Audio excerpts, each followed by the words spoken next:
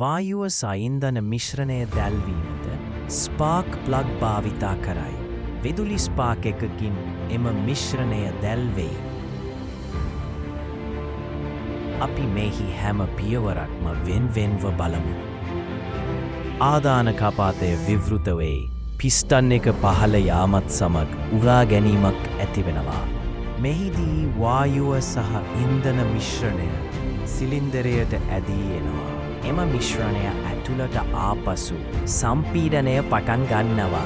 මිශ්‍රණය සම්පීඩනයකට ලක්වේ.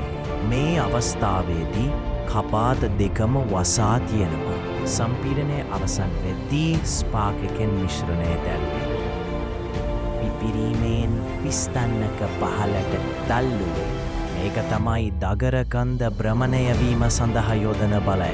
ඉන් පසුව ප්‍රතිදාන කපාටය විවෘත වී පිස්ටන් එක තුළ දැවිය අවසන් වූ වායුව පිටවී යයි. ඉන් පසුවා ආදාන පහරත් සමග නැවත චක්‍රය පටන් ගන්නවා. එවිට එන්ජිම ක්‍රියාත්මක වෙලා බලය ලබා දෙනවා.